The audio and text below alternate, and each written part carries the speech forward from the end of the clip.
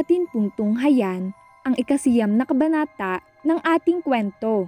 Pero bago tayo magpatuloy, paki-like po ng ating video, ganun din ang subscribe button, pati na rin ang bell icon para lagi kayong updated sa mga paparating ko pang uploads.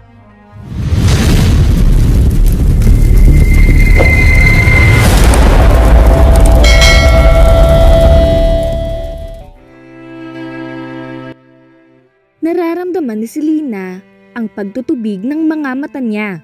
Mariin siyang napapapikit tuwing mapapabahing, lalo na at sumasabay pa ang sakit ng kanyang ulo. "Ma'am, ang mabuti pa siguro umuwi na kayo para makapagpahinga. Mukhang masama na ang pakiramdam niyo eh." "Ayos lang ako. Yan na ba ang report ng account natin sa Baltazar Banking?" Matapos makuha ang folder ng mga business report, pinalabas na lang uli niya ang sekretary para makapagtrabaho siya ng maayos. Mahina na ang aircon ng opisina pero giniginaw pa rin siya. Noong nakaraang buwan lang, nagkasakit na siya ng halos 1 linggo. Ngayon, heto na naman siya. Napapadalas na ang pagkakasakit niya at hindi na ito magandang senyales para sa lagay ng immune system niya. Hindi na niya kailangang magkasakit na naman ngayon. Dahil kapag nagkataon, kakailanganin na naman niyang manatili sa bahay para magpahinga. At kapag nangyari iyon, wala na naman siyang ligtas sa pag-iisip sa isang taong mahigit 2 buwan na niyang pinipilit na kalimutan, na napagtatagumpayan lang niya tuwing nalulunod siya sa trabaho. "Hoy Selena!" Napaangat ng tingin si Selena mula sa binabasang papeles. "Diana, what are you doing here?" "I'm just checking kung buhay ka pa. Ilang beses na kitang tinawagan na hindi mo sinasagot, kaya naisip ko baka kung ano na ang nangyari sa'yo." Lumapit ito at naupo sa visitor's chair sa harap ng mesa. "Ano? Buhay ka pa? I see dead people, you know. In 2 months, 4 na beses mo lang akong tinawagan, Diana. At hindi ko nasasagot ang tawag mo dahil laging natatapat na may ka-meeting ako o busy sa trabaho." "Ayos ah, talagang laging natatapat sa meeting at pagka-busy mo ang mga tawag ko. Ang galing ng timing ko." Selena just waved off her friend's sarcasm. "So, ano ang kailangan mo at hindi ka na nakontento sa pagtawag na lang?" "Una, dahil alam kong hindi mo na naman sasagutin ang phone call ko. Pangalawa, Paulo Sanford stepped down as ACES International staff head." "Ano?" "He gave the position to his uncle, his mother's first cousin. And I tell you, friend, parang naaalog ang mundo ng mga negosyante sa bansa dahil sa nangyaring up to a point na nagkaroon ng malaking paggalaw sa stock market ng Pilipinas." Nakatingin na lang si Selena kay Diana. Ang daming bagay ang umiikot sa isip niya. Anong nangyari? Bakit ganon? Hay nako, sabi na nga ba at hindi ka nagbabasa ng business news these days? Anyway, according sa press release ng ACES, matagal na raw hinahanda ang paglilipat ng kapangyarihan mula kay Paulo. It was a blanket deal, kaya kahit ang mga taga-ACES mismo walang kaalam-alam. Ang sabi, para daw maging tahimik ang transition ng kapangyarihan from Paulo to his uncle. But if you ask me, sa tingin ko, hindi basta-basta mag-a-abdicate ng posisyon si Paulo kung walang major incident na nangyari. And I was right. Major incident? Mula nang mangyari ang kidnapping mo kay Paulo Sanford, nagdig-in na ako sa mga impormasyon na may kinalaman sa kanya. Sa tingin ko kasi, mas relevant iyon kaysa sa kung ano ang paborito niyang kulay o kung may syota na ba siya gaya ng mga hiningi kong pabor sa'yo. And I have never been so excited about being a news reporter." "Anong nalaman mo? Naalala mo nung maabutan namin sa kondo mo si Paulo?" Of course she remembered, because that was the last time she had seen him, and the first time she ever felt like her whole world was shaken by a simple joke. Well, ayon sa natuklasan ko, ng araw na iyon ay nanganib ang buhay ni Paulo dahil sa isang aksidente. Aksidente? At hindi lang siya simpleng aksidente, friend. Isang legit car chase ang nangyari. Mabuti na lang at nagpunta ako sa kondo mo nung time na iyon, kaya nakakuha ako ng kopya ng kotse ni Paulo sa CCTV monitor ng mga gwardya nung nag-imbestiga ako.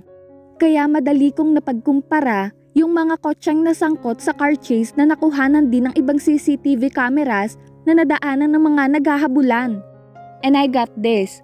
The car chase started just a few minutes after Paulo got out of your building. Kaya ang hinala ko, inaabangan na siya ng mga taong humabol sa kanya. O kaya, binalak siyang sundan sa condo unit ko kung naabutan siya ng mga yun doon. Si Lina picked up a few tissue from her tissue box and blew her nose hard. Pero mas malakas ang naging pagmumura niya pagkatapos. Friend, hinay-hinay lang sa expletives. Hindi bagay sa'yo. He must have gotten some tips from his informants about the situation. Kaya nakipag-break siya agad sa akin. Ha? Napabahing ng malakas si Selena, kasunod ang isa na namang malutong na mura. He broke up with me because of them. Selena Samson, hindi kayo totoong mag-boyfriend ni Paulo Sanford. Ikaw na mismo ang nagsabi na nagpapanggap lang kayo noon para hindi ka madiin na kidnapper niya. Napamura na lang uli si Selena. Hindi na niya kinontra ang kaibigan. Pero bigla siyang nag-alala. Diana, si Paulo. He's fine. Nakaligtas siya sa mga humahabol sa kanya ng araw na iyon. Mukhang expert na siya sa pagtaka sa mga nagtatangka sa buhay niya. Diana? Sorry, napapahanga lang talaga niya ako. Dahil sa dami na ng naging threats niya, mukhang minamani na lang niya ang pagtaka sa mga humahabol sa kanya. Unfortunately, that also isolates him from the people he cares about. Makahulugan na ang mga tingin sa kanya ni Diana. Naiintindihan ni Selena ang ibig sabihin ng mga tingin na iyon. He doesn't care about me. Not that much, at least. He basically put his life on the line to keep those thugs away from you. If that wasn't care enough for you. Tumatanaw lang siya ng utang na loob dahil sa pagsang-ayon ko sa kidnapping niya noon. Okay. Nangalumbaba si Diana sa ibabaw ng mesa, saka pinagmasdan si Selena. But you do. Me what? Care for him? More than enough. You cried that day when he broke up with you. I was sick. You were hurt. I was sick. You're in love with him. Shut up, Diana. Muling kumuha ng mga tissue si Selena. Galit ka? Sa'yo? Oo. Never kang magagalit sa akin. Ang cute ko kaya. Pero kung galit ka kay Paulo dahil nakapag-break siya sa'yo habang may sakit ka, maiintindihan kita, friend. That's why I'm going to suggest something that will make you love me even more. Let's go get your Paulo. Anong pinagsasasabi mo dyan? Selena coughed on her tissue and blew her nose on it too. Wala na sa tore ng Aces International si Paulo mo. Madali mo na siyang maaabot ngayon dahil magkapantay na lang kayo ng status sa buhay. Well, mas mayaman pa rin siya siguro sa'yo, pero at least hindi na kasing laki ang agwat ng status niyo sa buhay noon ang sitwasyon ninyo ngayon. Isang maliit na piraso ng papel ang inilapag ni Diana sa mesa. That's his current address. Walang gwardya, walang bodyguards. Tiningnan lang ni Selena ang papel. Pagkatapos, basta na lang niya iyon dinampot at isinuksok sa bulsa ng slacks niya. Picking up the box of tissue papers, she marched out of her office with her friend's voice cheering behind her. Go get him, friend! Ipaalam mo sa kanya kung ano ang nangyayari sa mga tulad niyang nakikipag-break sa isang babaeng may sakit na hindi pa nakakapagkilay. Nakasubsob na ang ulo ni Selena sa manibela ng kanyang kotse habang mahinang umuungol at mayat-mayang nauubo. Hindi pa siya nakakaalis sa parking lot ng building na pag-aari ng kumpanya niya. Hanggang doon na lang kasi ang kinaya ng lakas niya. She was really in a bad shape today. Maybe she just have to reschedule her confrontation with Paulo Sanford. Yeah, that would be nice. Pero sa halip na bumalik sa opisina para doon magpahinga sandali o tawagan si Diana para ipag-drive siya sa kanyang condo unit, lumipat na lang siya sa backseat ng kotse. Well, gumapang was the right term. Hindi na kasi talaga niya kayang kumilos pa ng husto. Nahihilo na siya sa bawat galaw niya at parang binibiyak ang ulo kahit sa maliit lang na pagkilos.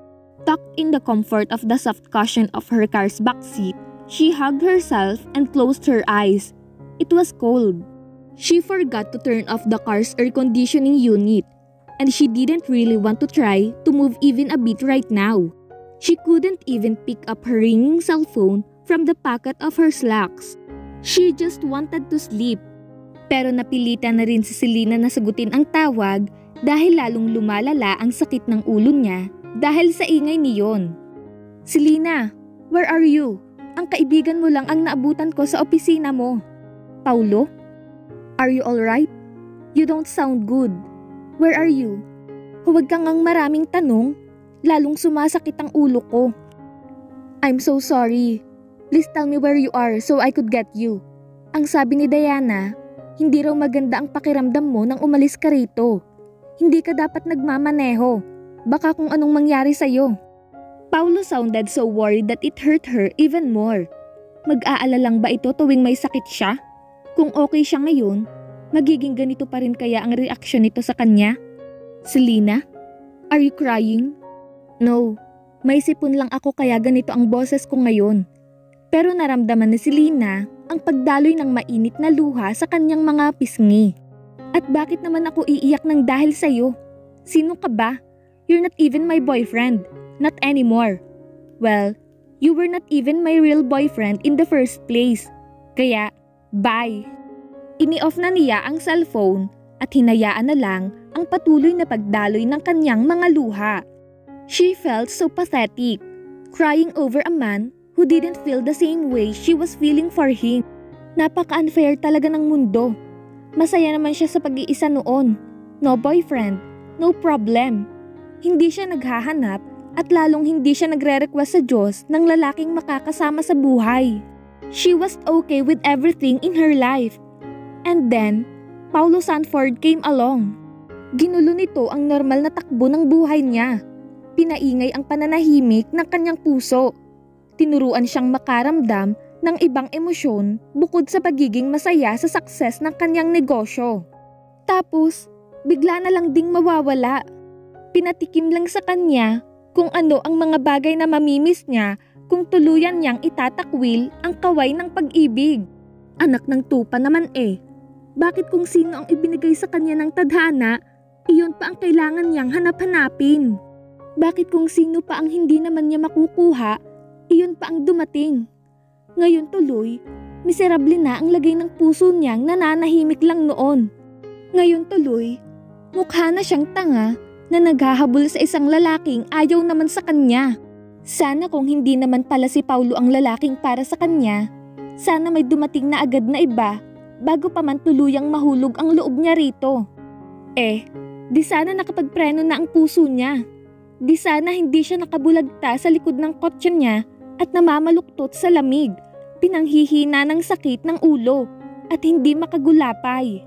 Stupid heart, why did you have to fall in love with someone who couldn't love you back? Impit siyang napahikbi. Isusumbong kita sa mami ko. Saglit na napadilat si Selena nang marinig na may nagbubukas ng pinto ng kotse. Isang lalaking may saklob na bonnet sa mukha ang nakita niya sa labas. Pero bago pa siya makapag-react, may kung sinong biglang sumugod sa lalaking nakabonet. Naririnig niya ang mga sumusunod na komosyon pero nananatili lang siya sa kinahihigaan at muling pumikit. Don't kill him. I want him alive. Parang kilala ko ang boses na yon. Napilitan siyang gumising para alamin kung tama ang kanyang hinala. When she opened her eyes, she saw Paulo standing outside her car, motioning her to roll down the window. Kumilos naman siya sa kabila ng napakasama talaga niyang pakiramdam. Hey! Nakangiti si Paulo nang sumungaw ito sa bintana ng kotse. Nagising ka ba namin? Sorry, may kinailangan lang kaming hulihing makulit na isda. Napasigaw sa sakit si Paulo. Naipit ang leeg nito nang pindutin uli niya ang kontrol ng car window. Selena, sandali! I hate you.